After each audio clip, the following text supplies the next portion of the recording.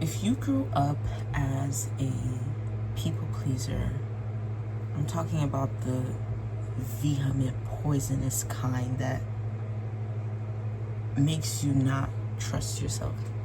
If you grew up with the anxiety and the shame of that kind of people pleasing and perfectionism, hold on.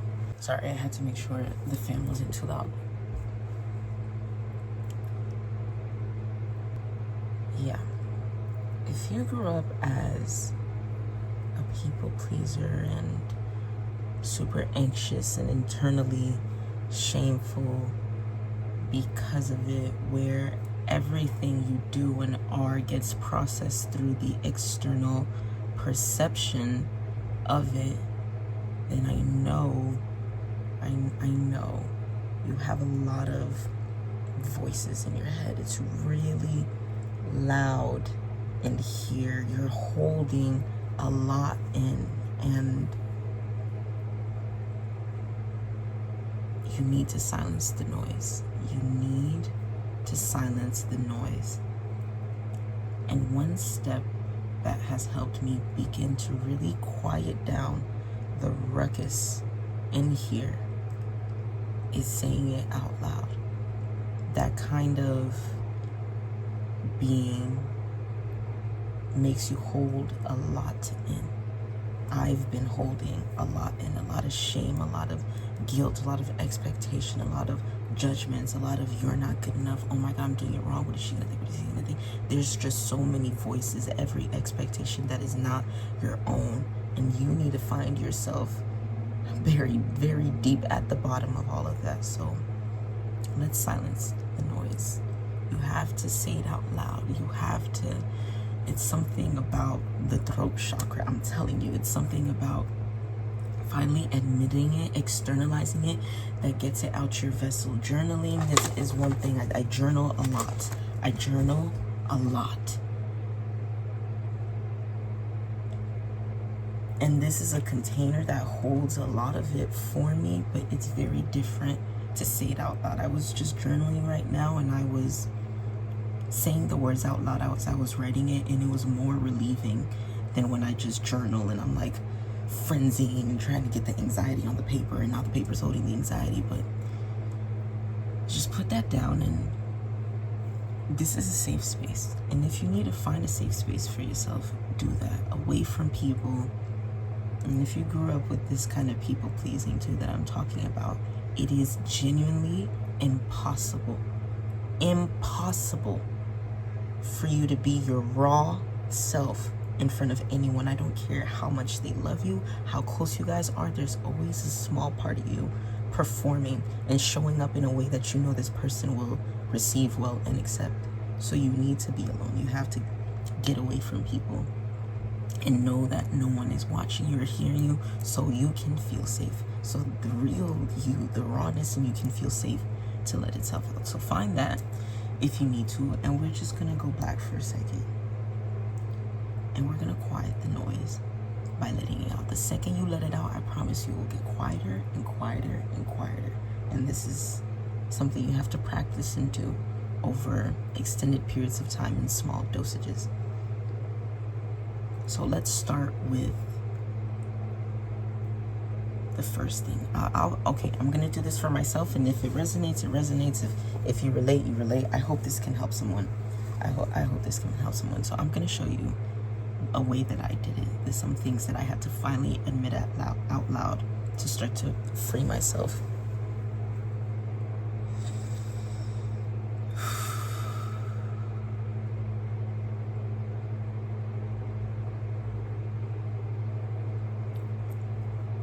Life is hard. I feel like life is hard for me. Everyone wants me to do something or be someone. My mom, my dad, my friends, society, expectations beyond myself that I'm just taking on and externalizing, and sometimes it's a lot. And I feel like it shouldn't be a lot. Like I shouldn't be struggling. like I shouldn't be having a hard time, like I should just get it and figure it out, because it seems like everyone else is figuring it out. It looks like everyone's getting the things done, everyone's meeting the check marks and living up to society standards, and I'm the only one struggling. I'm the only one having a hard time. I feel like something is wrong with me, like I'm doing everything wrong, and I'm scared all the time about failing. I'm scared that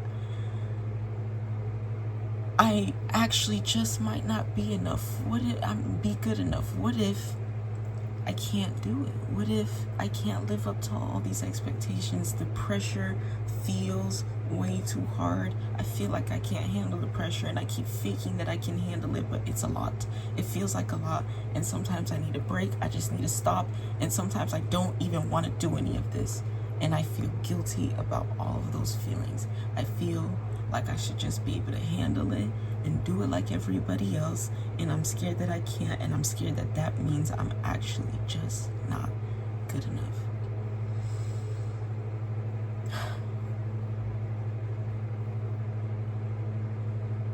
And I've gone through multiple iterations of doing this, of letting these things out, and it still hurts, and I want to get to a point where it doesn't hurt anymore. But the first time I did this, I broke down sobbing, crying, and I was able to do this in front of someone. I would do this on my own, and I would still hold back because I was still judging myself, and I had someone in my life, a loved one, that I was able to do this with, and I broke down crying, because for someone else to receive that shattered that whole perception, because my whole thing is about what people think about me and having to let that go. So to release that in front of someone and not receive the perceived consequence I thought, which was being shamed, being excommunicated, being judged, and all of that, it didn't happen. It was a safe container. And I think healing is both individual and community work, where you need to be able to do this on your own and let these things out by yourself. But there's also the necessity to have a safe container to hold that for you, to give you space to release that so you can actually move on and grow. And once you do, it's so quiet. It gets so quiet, and the noise stops, and you can finally open yourself up to seeing how much you're really capable of. You can breathe. You can breathe. You can breathe. Because I know if you exist like this, you're probably not breathing. And I want to explain this a little bit further as I'm editing this. I just filmed this. I'm editing right now, and I'm going to post it because I need to get into the habit of doing that, or else it'll sit somewhere of me critiquing it, breaking it apart, finding something wrong, and it'll never get out there. So I said that healing is both an individual and collective task. You need to heal by yourself, but also you need the support of community. There is power in being witnessed. And I'm going to make let me make a note. I'm going to make another video about this another time. But there is power in being witnessed. We grew up Humans grew up, I'm talking about from caveman days, from the first motherfuckers walking this planet, in a society, in community, around other people, surrounded by other people, being held physically and emotionally and spiritually. We had containers for each other to move through different experiences in life, moments, transitions, and growth and evolution. And there's a power of being witness to the vessel, the human vessel that you are housing, that allows it to fully actualize itself. So it's one thing to journal, the individual part of healing. It's one thing to video diary, keep it in your phone. It's another thing to say all those things that you say in your journals and your diaries to other people, to people that love you, to people that can hold safe space for you. And I think what social media and the internet has provided is that capacity to be witnessed, to be seen, to be visible. It completes a stage of this human body actualizing and the mind really understanding that I've gone through this transition. When it stays with you and you alone by yourself, it's like the circle doesn't close itself. I hope I'm making sense in what I'm saying. So me posting this on YouTube to the whole public, where I don't know if strangers are safe and it's just everyone can see it, it's a healing for me to let it be released and allow myself to be seen and witnessed in the same way that I would experience those feelings had I had a safe community. And obviously, because I know that the internet is the internet and you can't trust the whole World Wide Web, I gave it to you in dosages. I gave a very specific piece of it online. When I'm really with my community and the safe containers that I have offline, whether it's like one person or a whole coven, then I really get raw and I really let it out. I really get ugly. Just like when I'm in the shower, me in the shower, I just let it out. I just really let it out. But yeah.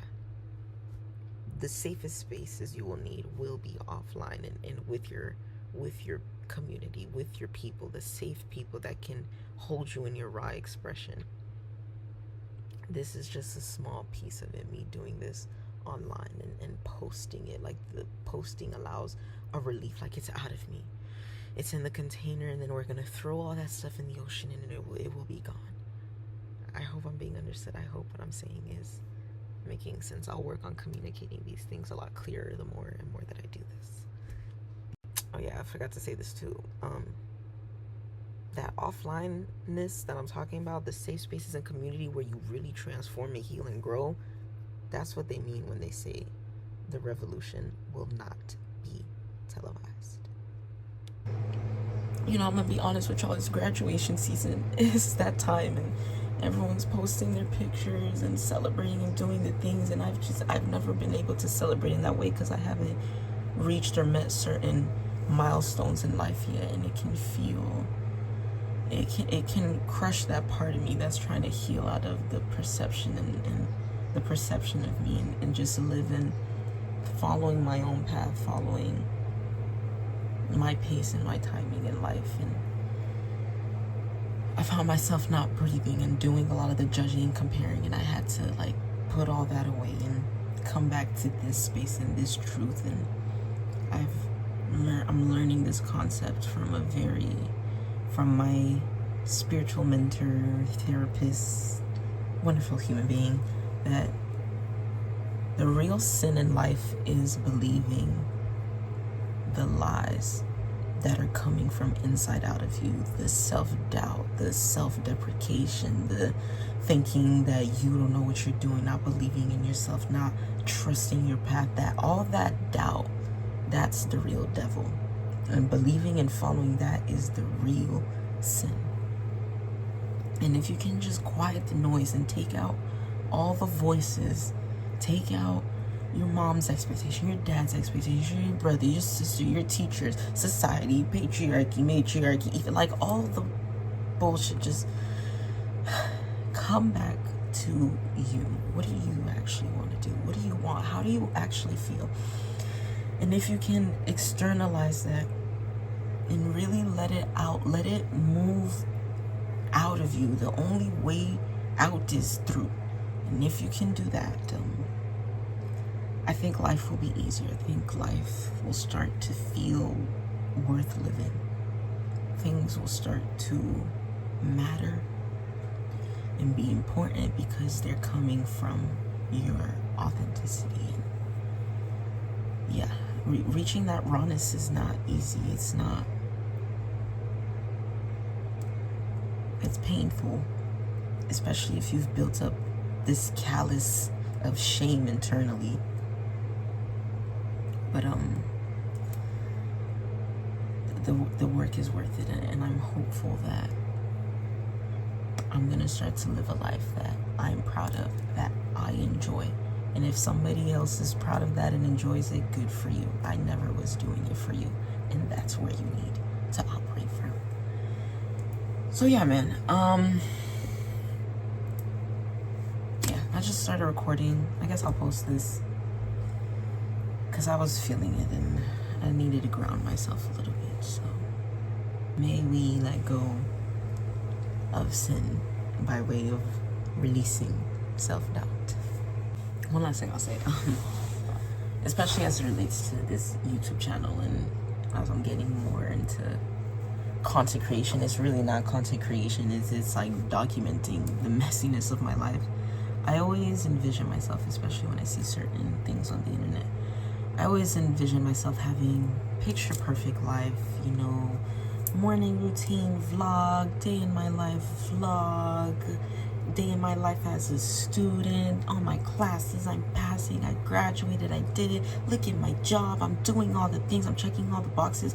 And I'm saying it in this tone because I am critiquing the performative nature of existing in the right way. I'm not judging anyone who has that perception or who is doing it. I'm not looking down on them at all.